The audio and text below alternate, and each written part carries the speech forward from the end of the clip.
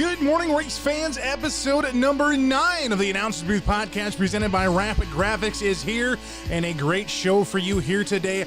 On the show, we have Austin Brands, driver of the 17 stock car out of Boynton, Iowa, to talk about what it was like growing up watching Dad race and now getting behind the wheel himself. And also on the show today, we have Roger Craig and Preston Cranmer, the two top dogs from the GForce iRacing series, to talk about a charity race that they have coming up this weekend, as well as we're talking about racing heroes here on the show today. All this and more coming up next on the Announcers Booth podcast presented by Rapid Graphics.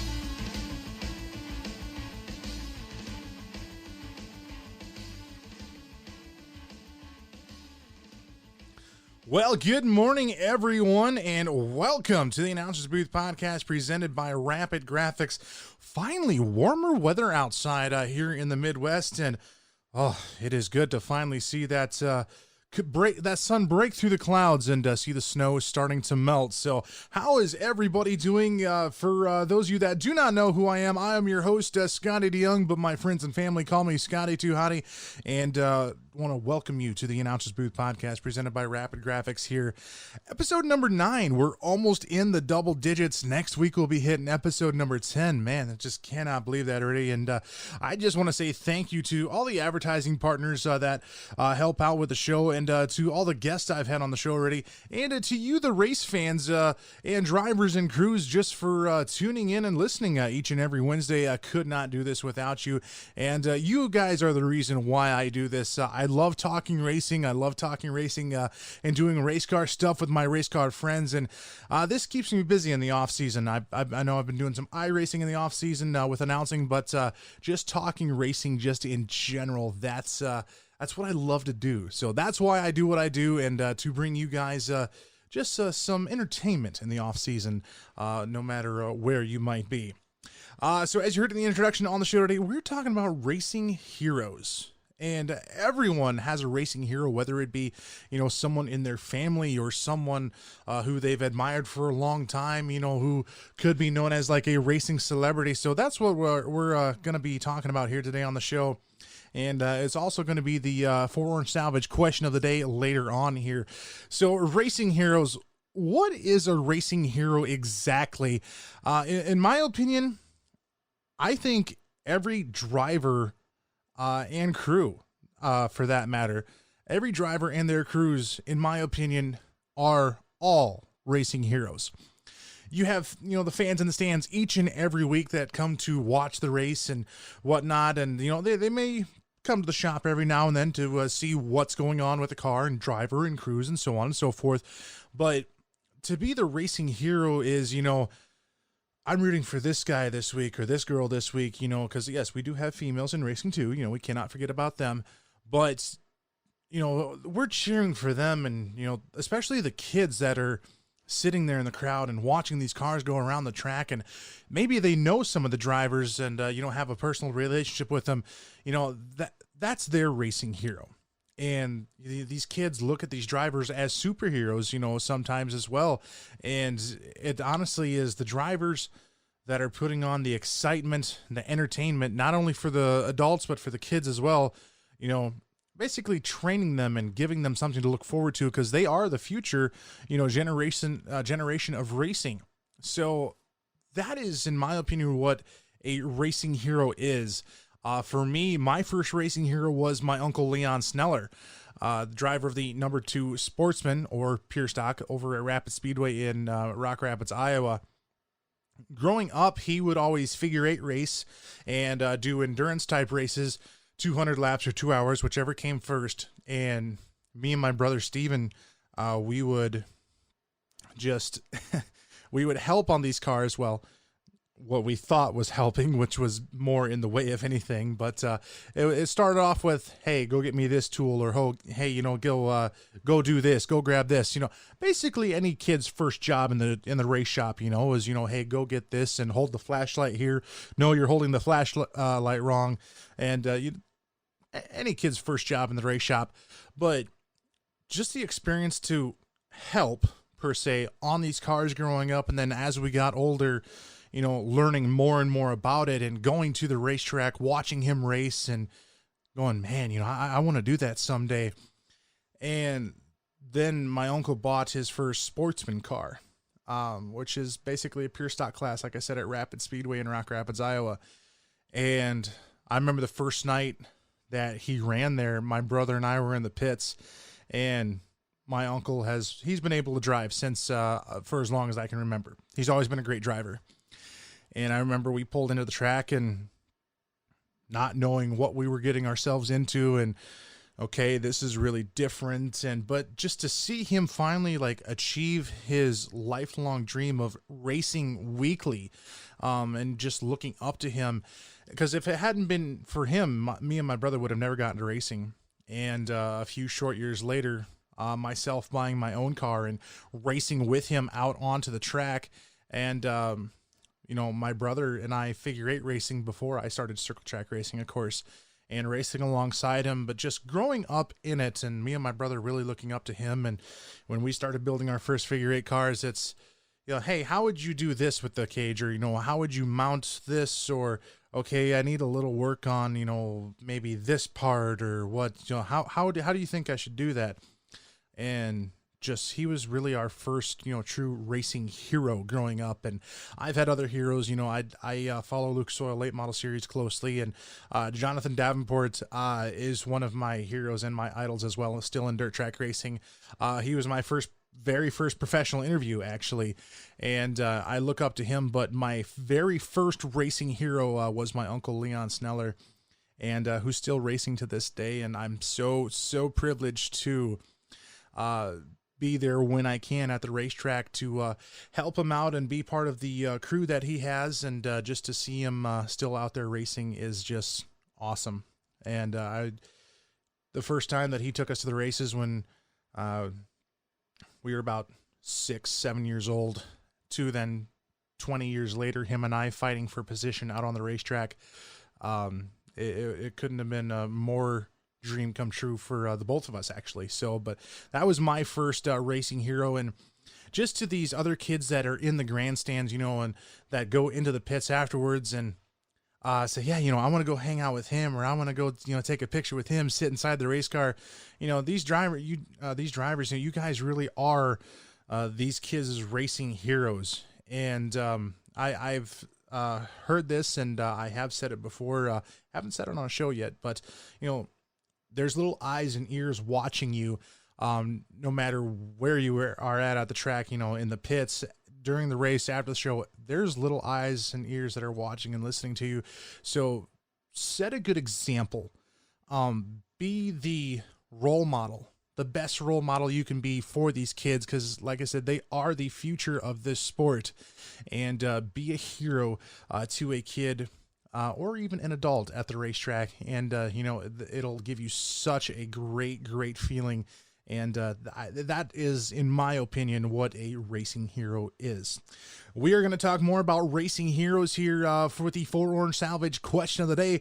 But first, we are going to hear from 4 Orange Salvage. So the question of the day right around the corner. Stay tuned. Evicted tenants leave a mess behind? Have an old appliance that you're tired of staring at? Yard waste, branches, carpet, old furniture, other discarded items you just want gone? Well, 4 Orange Salvage can take it all away. Call Jamie at 605-376-8532 for a quote today, or you can find him on Facebook by searching 4 Orange Salvage-Junk Haulers. Contractless payment through Venmo or PayPal is also available.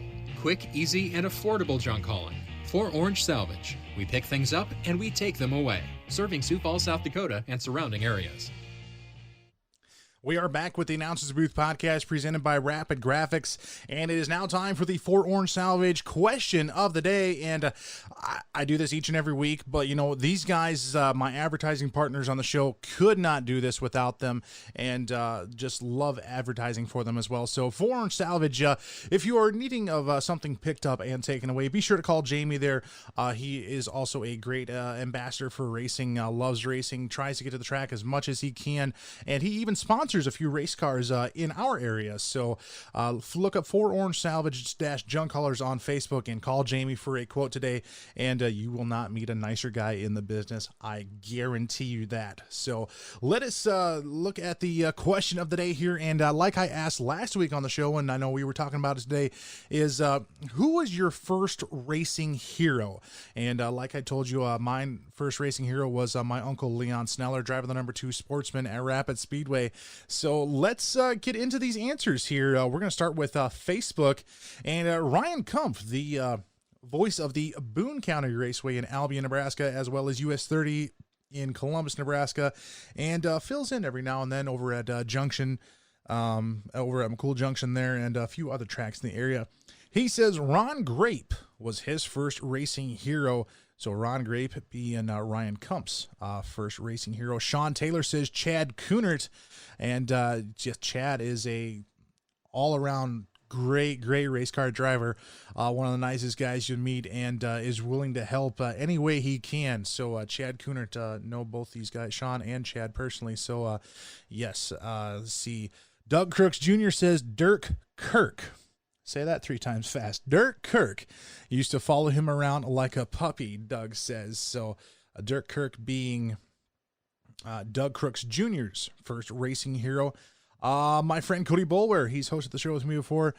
He says he's grown up in racing and has had so many of them from his grandpa, whose number I took, and dad and all of my uncles and cousins, so in close family racing. So very family oriented there for Cody Boulware and the Boulware family as well. So Greg Seidel's, of course, my father, but outside it was Brett Geldner in the 1B Budweiser Sprint Car at Jackson Speedway.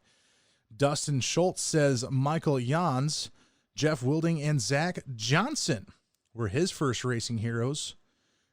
Sean here says, I think my uncles were my first racing heroes, but there's been so many great racers over the years, as well as Sammy Swindell, Billy Moyer, Steve Kinzer, Scott Bloomquist, and Richard Petty, just to name a few. Todd Castor here says Rusty Wallace is why I raced in the number 2, and Richard Petty was a hero as well for him in the racing world. Courtney Plow, a good friend of mine here, says Rick Newland was her first racing hero. So Rick Newland being Courtney's first racing hero. Terry Lee Larson says Davey Allison in the number 28 car was his first racing hero. So a lot of heroes here for everyone else. And let's move over to TikTok now as we have answers here. Dustin Smith says, my dad, Rich Smith from Davenport, Iowa, 320 plus total wins, Yankee Dirt Track Classic, champion, and raced in the very first IMCA Super Nationals in a modified. Very, very cool. Daniel Woodall says Mike Noteboom was his first racing hero. We have Jordan that said his first racing hero was Tim Stevens. Dan Taylor, Jay Noteboom, a modified driver out of Hinton, Iowa, and hit very, very fast driver at that. So Jay Noteboom being Dylan Taylor's first racing hero. AJ on TikTok here says, my uncle Brian Hooks played a big part, and even getting started when it wasn't for him, I wouldn't be where I am today. Rest in peace, Flying Brian Hooks. So that was AJ's first racing hero. Colin says, my uncle Ronald won of the number 87 modified in Seymour or Shawano, Wisconsin. T. Christensen says TJ Giddings was his first racing hero. Also another one from Colin here, Scott Bloomquist being one of his first racing heroes. Stacy, my dad William Webster, and grandfather Al Tripp was the first racing heroes for her. Stephen Henry says my dad, and I think we have a name here. Tracy Henry ran bombers back in the 90s. So Stephen Henry for his dad, Tracy Henry. Tyler Holloway says Nick Allen, 21A, and Toby Howard in the 55. Marcus says it was his grandpa, Dan Jensen. Craig here says grew up in Brandon, so of course, hey, Doug Wolfgang Doug Wolfgang, it was his first racing hero. Doug being a Hall of Fame World of Outlaw driver in the sprint car division. Brent Beaumont says, my dad. And then there is Tyler Fry as his racing heroes, and his dad, Pete Beaumont, being his first racing hero. Spencer says, my hero is my older brother, who started racing pure stocks in Aberdeen, South Dakota, Miller, South Dakota, and Lisbon, North Dakota. He made my love for the sport what it is now. So his older brother, Spencer's older brother, is his first racing hero. You will hear this later on the show as well. Austin Brands says his dad, Randy Brands, and how can you not have a two-time Supernats champion be his hero? And he's like, yeah, he's my dad too, so I guess I'm kind of have to say that. So Randy Brands being Austin Brands' first hero. Ryan Cordell says, Jeff Hurdle, my uncle, he got me into racing and has helped me get my 2 wins and 2 track championships. Cannot thank him enough. Also, we have Shane DeMay here, says Uncle Dan DeMay and Grandpa Jack DeMay were his racing heroes. Never got to see Grandpa race, but yes, always were his first racing heroes as well. And man, there's a lot of them. There was a lot of them. So for next week's question of the day, let's see. We got to think of a good one here. You know what? We'll think of one, and be sure to check TikTok and Facebook to find out what the question of the day was, because we're going to have probably a few of them here. So look for TikTok and for Facebook for a video coming out later on today or tomorrow on what the 4 Orange Salvage question of the day is. Once again, cannot thank Jamie enough for being part of the advertising partner for this part of the show. So thank you once again, Jamie, for doing this. And we're going to take another quick break here from our title advertiser in Rapid Graphics. And after that, we will hear from Austin Brands. Stay tuned. Rapid Graphics, located in Rock Rapids, Iowa, on the corner of Highway 9 and 75, specialize in graphics and signage of all types. They specialize in indoor and outdoor signage, banners, commercial vehicles, custom logos, race car graphics, and much, much more.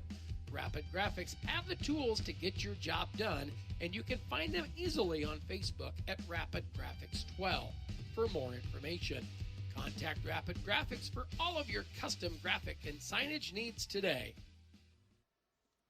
And welcome back to the Announcers Booth podcast presented by Rapid Graphics. And just like the ad read said there, look up on Facebook, Rapid Graphics 12. And yes, Blake does a phenomenal job there, not only with race cars, but he has other stuff as well. He does canvas prints, T-shirts. He's done lettering for trucking companies and other businesses, local businesses as well. And he still does race car lettering and race car wraps and everything. So highly, highly recommended. And go check him out on Facebook, and you can find more information there on where to get a quote. So that is facebook.com/rapidgraphics12. We're going to go into the Sodak iRacing Series phone lines now. And my first guest today is a upcoming stock car driver going into his 3rd year of stock car racing. His dad is Randy Brands, and Randy Brands is one of the a well-known stock car driver in our area out of Boyden, Iowa. And his son Austin, like I said, going into his 3rd year of racing. So talk with Austin a little bit about what it was like growing up with Dad at the track and seeing his grandpa and uncle race as well, and what it's like transitioning from being a crew member to a driver. So without further ado, here is the interview with Austin Brands. So making his way to the announce booth now is driver of the number 17 stock car out of Boyden, Iowa. If you followed stock car racing in the past decade, you would definitely know his dad. His dad being the driver of the number 27, Randy Brands. Well, we're not talking with Randy today. We're talking with his son, Austin. Austin Brands on the show today. Thanks for being on the show, man. Greatly appreciate it. Hey, thanks for having me, Scotty. So, your dad. Longtime racer, run modified stock cars, hobby stock, just about everything you can think of throughout the years. How did that just come about, and what was it like growing up just in the racing industry and then now getting into a car of your own? Was it just watching Dad race? And I know what your grandpa used to race too. Was that just like the initial push to get you into a car? Yeah, I think so. Dad got me started in a go-kart when I was like 7 years old. So we did that for a few years, and yeah, ever since then, it's just been a push to try and get me into a car. We quit go-kart racing for a while until I kind of bothered Dad enough to do it again. And then, yeah, the opportunity came up, and finally got in a big boys car. So, and definitely, being a crew guy at the track each and every week, working on these cars, helping with setup and everything, and then of course, the work that goes into this in the shop. What's it like going from being a crew guy to all of a sudden jumping in the seat and now going into your third year of stock car racing? it's a lot harder than everybody makes it seem. Me and my dad's crew guys would always kind of say, "Oh, I could definitely race faster than you could, or I could turn a faster lap than you could." But yeah, then in reality, you get into the car, and knowing how to set up the car is one thing, and then knowing how to drive the car is a completely different thing. Yeah, for sure. And there's most people, they maybe start out in like a pure stock class or maybe the hobby stocks, and you just jumped right into stock car. Was it that always the plan, going from go-karts right into stock car racing because your dad had been racing stock cars for so long, or is it just something you wanted to do starting out in the stock car? Yeah, I kind of tossed around the idea of like starting off in like a hobby stock or something like that, but the more and more Dad and I talked about it, it just made more sense to just get into a stock car right away. And since I've been working on them for how long, that I understood the dynamic of them and what changes to make and stuff like that. So as a crew guy, watching your dad race, you're noticing how the car is handling on the track, what it's doing on the track, and like you said, you know how to set one up.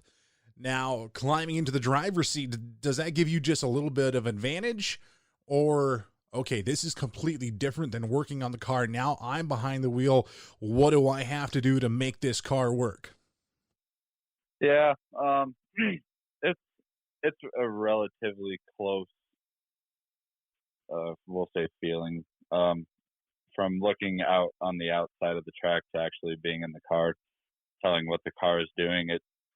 And how you're feeling it when you're driving, it's relatively the same. So that wasn't too terrible hard to get used to. But yeah, getting used to the speed and the car and how it rolls over and how the car reacts to being on and off the gas and stuff like that.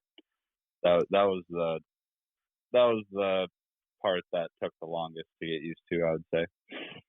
But definitely seemed to have picked up quickly on it, but still learning every step of the way, as everyone learns, every step of the way. You never really have a full grasp on what it is you're doing out there on the track, as everything changes from not only race to race but year to year as well. You've run with your dad a few times in the stock car class.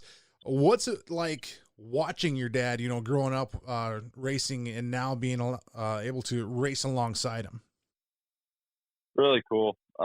Yeah, I know not everybody gets that opportunity. I wish I could say I raced side by side with them more.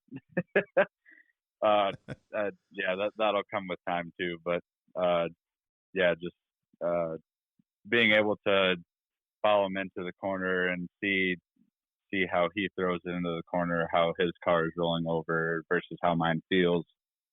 And then yeah, going to that from just turning wrenches with each other, it's a pretty cool step. And then yeah, also getting to race with my grandpa, that's one thing not very many people get to say either. So, and watching your grandpa race as you were growing up, and from stock car to modified, I remember him in the modified days over at Rapid Speedway as well.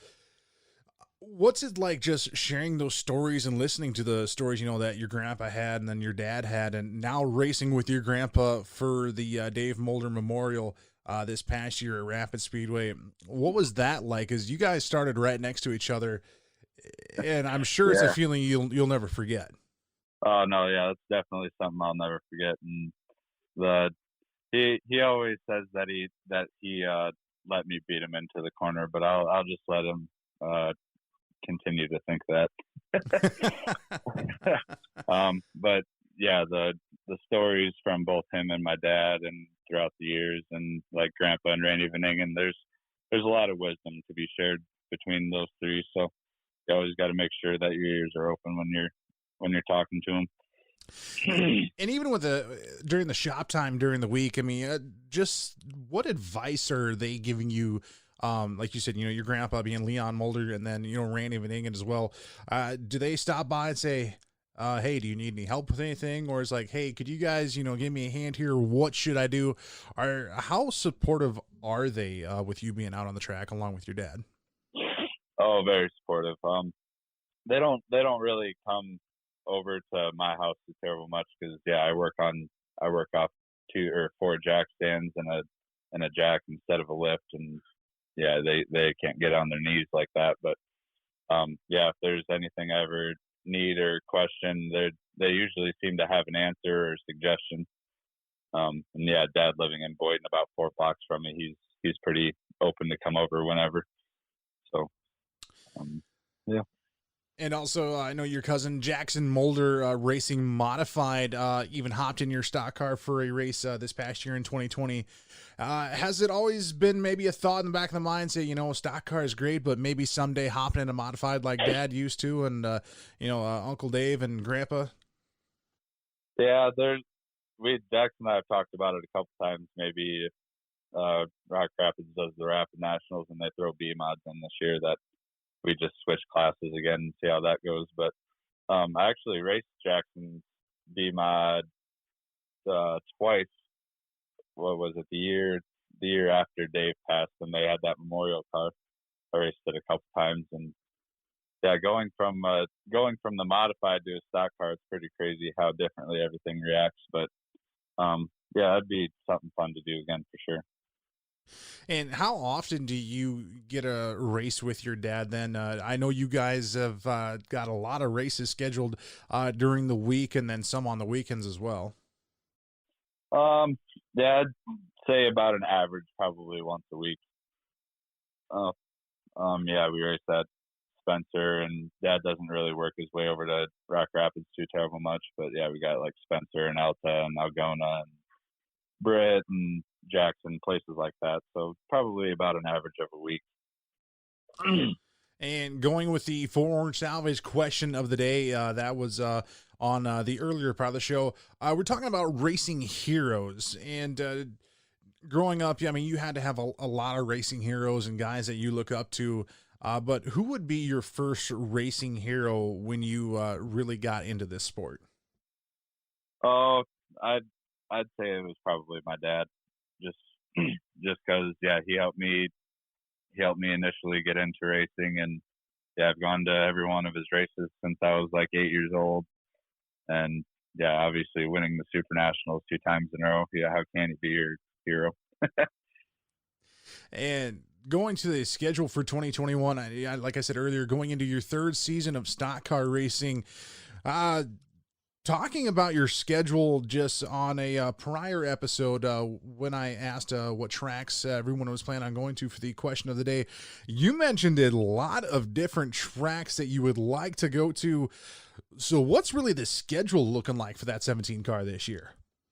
I'd try to stay away from the schedule thing just because of how many different specials there are around. But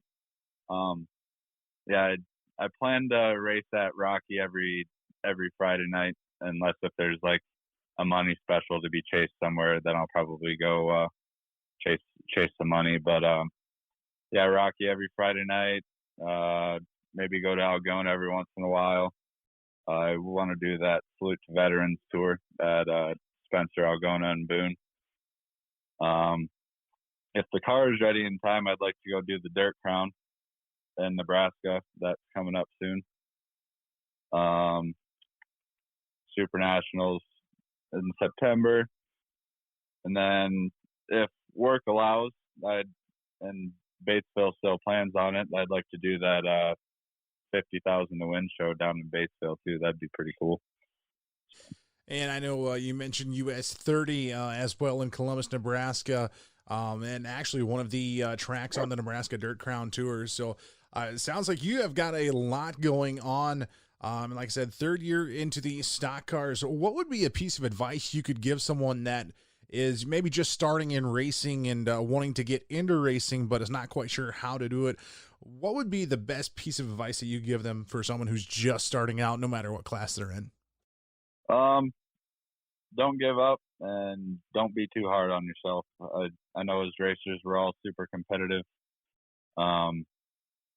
And there's always going to be somebody that you think that has more talent than you, and you're going to show up to the racetrack and be like, wow, I'm racing against these people. But you can't show up to the racetrack with that kind of mentality that somebody is way better than you are. And then, you go out and you finish towards the back of the pack and you just lose all hope in yourself. But it takes time.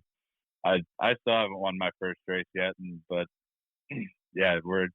stock cars is one of the toughest classes out there, and I've learned to know and learn to accept the fact that I'm racing in one of the toughest classes out there. So it takes time for sure. Just got to get used to the feel. Definitely a great piece of advice there. And to close out this interview here is I know you've got a lot of great sponsors that help keep that car on track each and every week. What are some of the small businesses and sponsors that help keep that car on the track? And where can people find more information about where you're going to be racing at here this summer? You can go to my racing page on Facebook. That's where I keep most of my updates and where I'm racing throughout the week.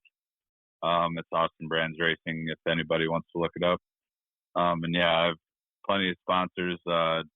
Got Rick's Custom Motor Equipment, OK One Stop, AWS, Hoppy Construction, Performance Only Racing Engines, Sue Body Shop, Completely Clean, Tri-State Teens Encounter Christ, and F1 race cars that build great, safe race cars.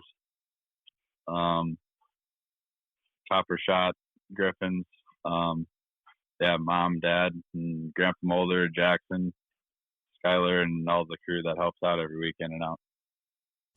And definitely supporting the businesses that support racing as well. Yep. And I just can't thank you enough for being on the show, Austin. I know growing up watching your dad as well, and now with you coming into the stock car scene, like I said, going into your third year, it's been great seeing you out on the track. I wish you nothing but the best here in 2021, and good luck this season. Thank you, Scotty. Once again, that was Austin Brands, driver of the number 17 stock car out of Boyden, Iowa. And, just watching Austin race these past couple years, he has definitely picked it up quickly. But, with a guy like his dad, Randy Brands, being in his corner, I definitely see nothing but good things coming from that 17 car. Not only this year, but years to come as well. So we're going to take another quick break and hear from the Sodak iRacing Series. And just on the other side of the break, we'll be talking to Roger, Craig, and Preston Cranmer of the GForce Racing Leagues. And they talk about what their league is about, as well as that charity event that they have coming up this weekend. So stay tuned. The Sodak iRacing League is the premier iRacing league for drivers, crew members, fans, and sponsors in the tri-state area around South Dakota, Iowa, and Minnesota. From street stocks to super late models, modifieds to sprint cars, the Sodak iRacing League does them all. You can follow all of their seasons live and free on Advantage Racing TV. For more information, look for Sodak iRacing on Facebook or join the league by searching for Sodak under the Leagues tab on your iRacing account. So hearing from Sodak iRacing Series, and those guys put on great races each and every season they do. We had 8 different winners in the 10 races that they had this past fall in the fall of 2020. And oh my goodness, just like I said, great group of guys. Troy Schurz does an amazing job there. So look them up on Facebook, Sodak iRacing Series, and hopefully they'll have another season coming soon. Speaking of iRacing, we're going to talk to 2 guys here. Roger Craig and Preston Cranmer, the two top dogs, per se, for the GForce Racing Leagues. You can find them on Facebook and find them on YouTube. Look up GForce Esports. You've heard me talk about the league and upcoming events on prior episodes. And I sit down with Roger and with Preston here, and we talk about just what this racing league is about, and also promoting the Racing for Grady 150 happening this weekend on Saturday and Sunday. And they'll talk more about that. So here is the interview with Roger and Preston. So coming into the announce booth now is the guys behind the GForce Racing Leagues on GForce Esports on YouTube, but you can also find them on Facebook as well. Roger Craig and Preston Cranmer, these guys are the guys in charge. This is the league that I help announce with on Monday and Thursday nights, but they've got racing all throughout the week, though, too, with different racing leagues. I don't know how these guys do it, but guys, thanks for coming on the show. Greatly appreciated. Hey, Scotty, how you doing? I'm doing all right. I think, Preston, are you here too? Yeah, I'm here. I appreciate you having us, Scotty. So, iRacing has really become like one of the top tier racing things to do since the COVID-19 pandemic hit the globe here in 2020. And it's just blown up ever since then. And now with the GForce Racing Leagues, that you guys, of course, being in charge here, how did the GForce Racing Leagues come about? Where did it all start? And how has it grown to what it is today? Well, it goes back about 2 years now. I got into iRacing maybe about 3 years ago. Big fan at Weekend Speedway, and they were talking about this new dirt model coming out on iRacing, and I had to check out what it was all about and got involved and raced in a few leagues and kind of stole all the best ideas from everybody and started the league about 2 years ago. And it was just like on a Monday night, it was two races, same guys in both races. And it's gone from there to now we have 20 divisions going, 7 days a week. And along the way, Preston was one of the first guys to come into the league, and don't know what I would do or the league would do without him. Just a phenomenal guy, technically, skills and everything else. So it's been a great partnership. Yeah, I started iRacing, I guess I'm going on 10 years now. So I've been doing this a while, long before dirt was even around, and had never raced in a league at all before GForce Racing Leagues. And when I jumped in, I do a little bit of graphic design and stuff on the side, and just figured I'd start helping, and it just kind of blossomed from there. And now it's basically what I do in my free time. And you guys are not only just the guys that run this program, but you guys race in this program as well. So how does that go about with not only trying to run this league, but racing in as well? How do you balance the two together? I would say the biggest secret is, we're just the front end and sort of the face of the league. There's about 20 guys. We have about 300 members in the league, but we've got at least 20, probably more than that, that run various functions, from review committees to admitting races, to doing all the recruiting and managing all that. And that's where the strength of the league is the foundation below us. Just phenomenal guys put in hours and hours of support work that allows us to go racing as well. Yeah, and that not to take away from anything anybody else does, but the way we structure the review committee makes a big difference, because it basically gives everybody a chance to get in and weigh in on stuff, and that keeps us out of it. We're not making rulings or anything like that, and in as much as we can, we try to remove bias from everything. So that's allowed us to kind of keep the integrity around the league. And I think that's really important, though, in the racing industry, no matter if it's, out in the real world or if it's out in the, iRacing world, just to stay neutral throughout all of the officiating and like the reviews, like you said, though, too, just so you get rid of the bias, you get rid of the favorites, and have everything come down to completely fair judging when it comes to these races as well. Yeah, I think so. And I think, the other thing, too, is important. Right from day one, is we built this up to be a community league, and it's proven to be exactly that.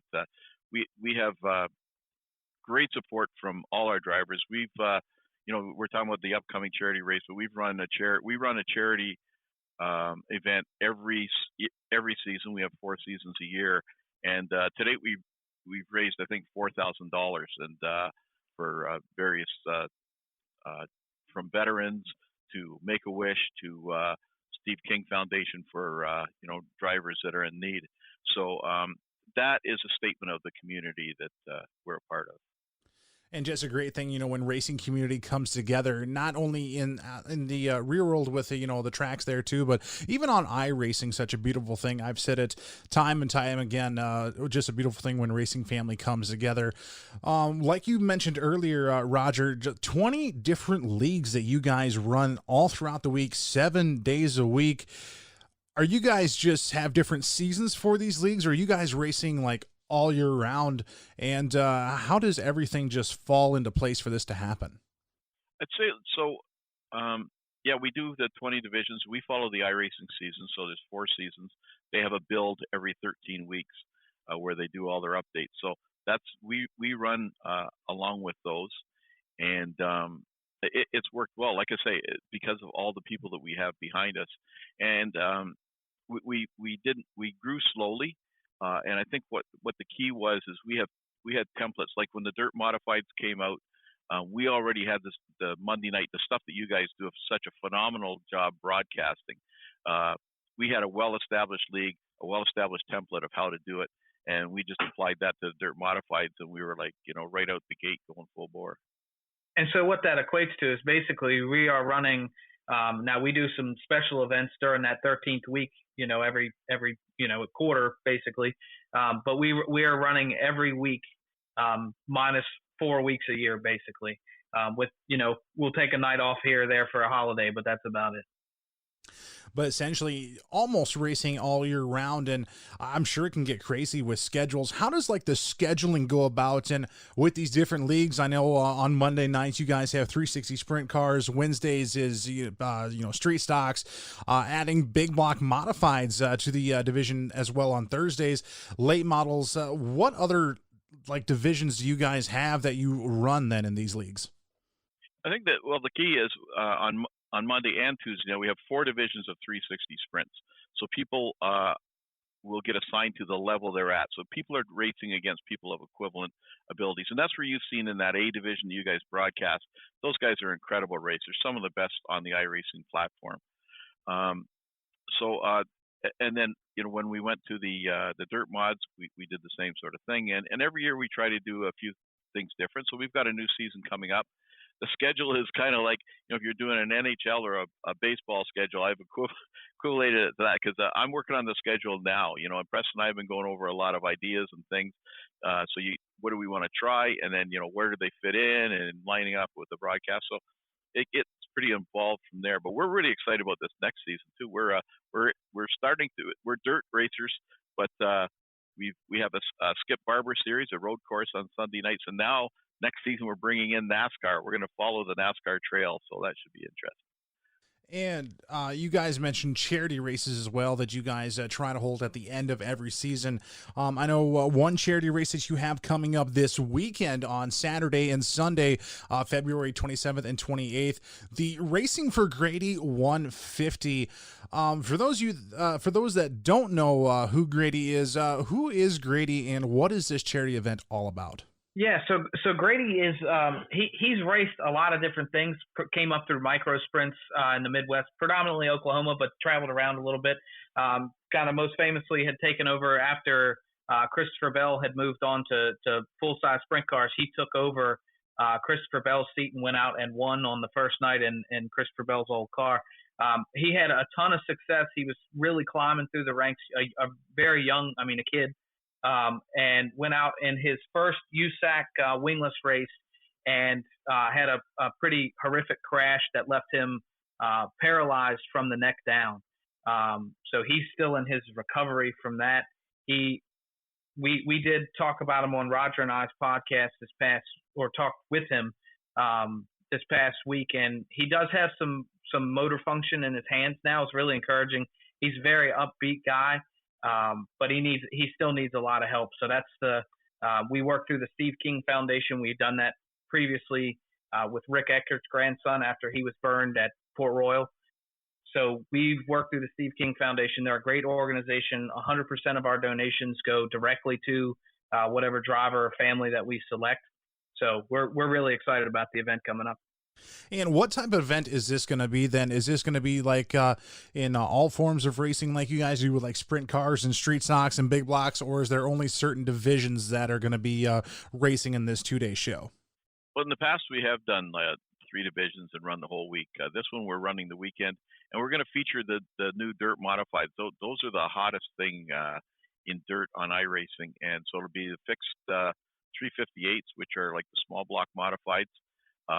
There's a lot of interest in that. So it'll be highlighted by a 150-lap feature for the final event. So there'll be 2 qualifiers on Saturday, and then there will be a last chance on Sunday. We'll also, on our podcast, we'll be doing a pill draw for the top qualifiers for the feature. And then we'll follow that up with 150 laps at Volusia with those fixed 358. So it seems popular, and people, if anybody's interested, whether they race or not, any donations, we, like Preston said, we interviewed this guy, very humbling, absolutely amazing what he's gone through and his outlook. And, he's got a long road ahead of him and can use as much financial help, I'm sure, as he can. But if people can go to GForceRL.com, GForceRL.com, and all the information is there if you just want to even make a donation. And then GForce Racing Leagues on Facebook. Interestingly, too, Preston's a multi-talented guy. So he produced a T-shirt, Racing for Grady 150 T-shirt that we're selling, and all profits of that go to Grady as well. And you mentioned the Steve King Foundation earlier here in the interview. Is that someone that's also working with this charity event then too? Yeah, so we've worked with them in the past. So there's sort of the front end, but the money they just they always make sure the money goes to where a need is, and we found out about Grady through them quite a while ago. So they're a great organization, and the key for them is, and Grady touched on it in his interview with us, they're that tweener, especially those first few weeks after an injury when there is no insurance, there's nothing. People are just trying to struggle. A lot of times they're out of town, and that's a big key of when they help out. So they usually do big fundraisers at Knoxville and a bunch of other tracks and a bunch of other events. And of course, COVID has really made it difficult for them. So any help they can get, it's all for drivers and families who have suffered from racing injuries. So it's just a great cause. So that is this weekend, February 27th and 28th. Like you said, fixed 358s at Volusia Speedway, brought to you by Spartan Racing. I want to add on there as well. So check out the Racing for Grady 150 this weekend, February 27th and 28th. Also, I just want to touch on another few things here with you guys at GForce. Doing some great things. I know Monday night we saw your A&J Custom Creations 360 sprint cards. Those guys going flag to flag in their A feature event, and just the other platforms that you guys have with the street stocks, big blocks, late models. What does it take to get into like the GForce Racing League and to become a driver just to race in one of these divisions? Well, yeah, it's really very easy. So the easiest way is I recommend going to our Facebook page. You can kind of read up what's going on, just give you a good feel for the league. But the easiest way to get registered is, again, to go to GForceRL.com. The first pop-up you're going to see is about that race for Grady this coming weekend. But once you close that, if you scroll down a little bit, there's instructions on how to register. So you're going to go there, you'll fill out a form, and then once you do that, you'll get instructions. The rule book's all there. So it's very easy. If you just go over to GForceRL.com, you're basically just kind of following the instructions that you find there. And you guys, like I said, have multiple divisions throughout all weeks of racing there on GForce Racing Leagues. Advantage Racing TV is one of the broadcasters, but you guys have other broadcasters as well. Who are some of the other broadcasters and announcers that help make this league so much better throughout the week? Well, we got to mention you and Sean for sure, because Sean Nysted's absolutely phenomenal announcer, and Ryan Duggan in the background when he's around. You guys have been doing a great job while he's been gone. But Joe White from OSRN, he does a lot of our races, and Joe has been great for the league. He's supported by Doug Elkins, who sort of plays the same role as you as the color commentator, and they do all our races on Wednesday, and they also do Friday as well, the Pro Late Model division. So we're really happy with the broadcast teams we've got are just kick-ass, buddy. You just do a great job week after week, and just can't tell you how much we appreciate what you guys do. And just the level of exposure that is given for the GForce Racing Leagues. When you guys started this league, did you have any idea that it would grow to be what the league is today? Well, and so, you mentioned that too. We're also very close with the guys that run Weekend Speedway. That's where our name comes from.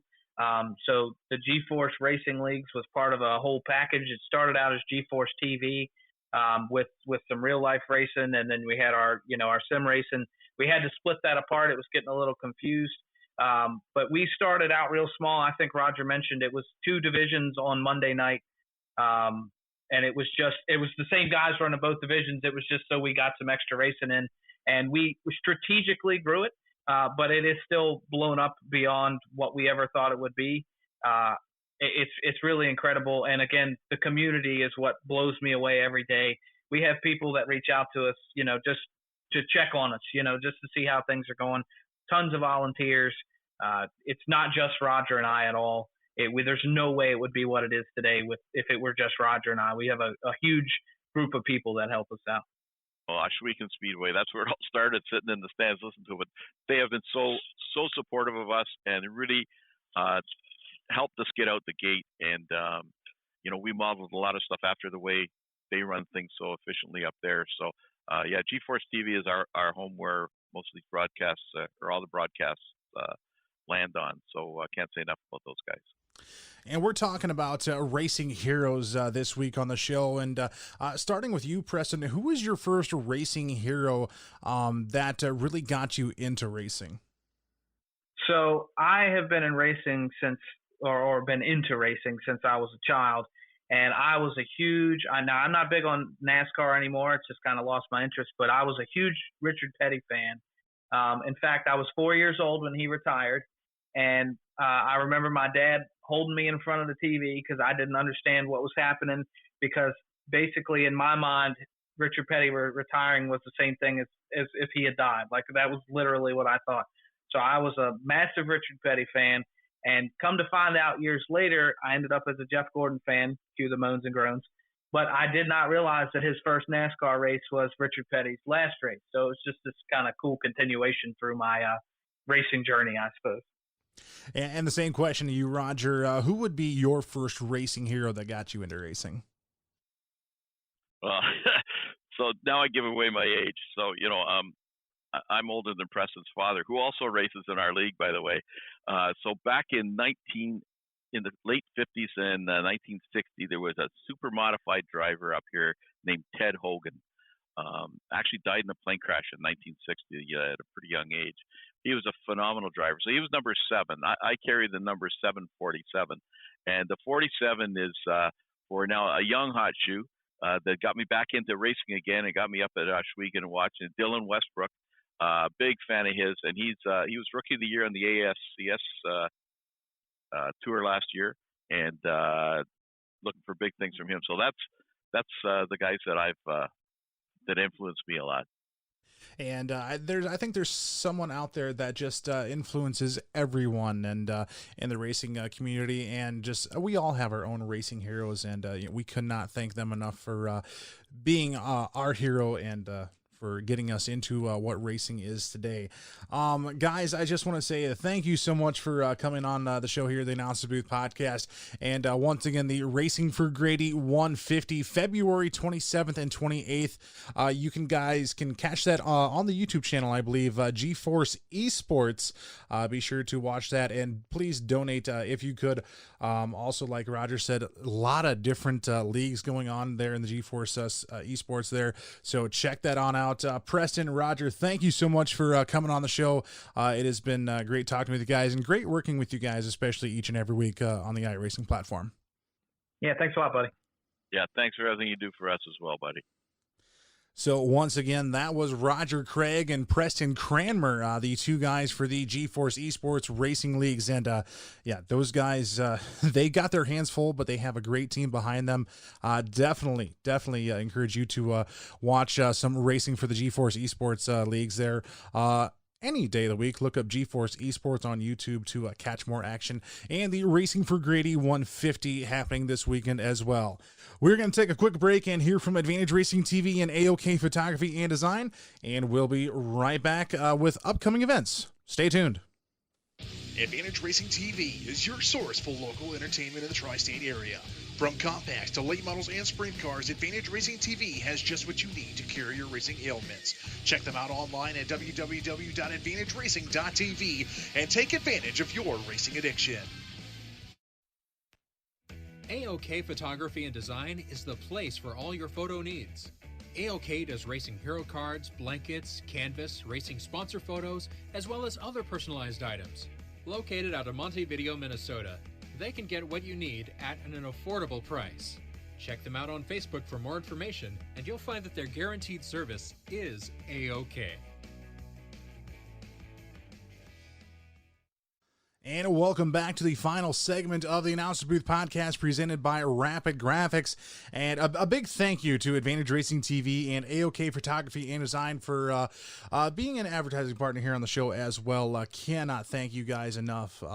You guys are totally awesome. So thank you for being part of the show as well. Upcoming events here. One I have to touch on for sure. The GForce Racing Leagues, as you heard Roger Craig and Preston Cranmer talk about just a few minutes ago. The Racing for Grady 150 is happening this weekend, February 27th and 28th. That's Saturday and Sunday, featuring fixed 358s at Volusia Speedway. All brought to you by Spartan Racing. Anyone with an iRacing account is more than welcome to race with this, and everything that all the proceeds that they make are going to be donated to Grady through the Stephen King Foundation. Grady was a 20-year-old USAC sprint driver, and Grady Chandler had a terrible accident, and he has been paralyzed from the neck down, like you heard Preston say earlier in the interview. So to donate, there are several ways you can donate. You can go to GForceRL.com, and you can find the donation link there. So be sure to donate if you could, please. This is a great event helping out a great guy.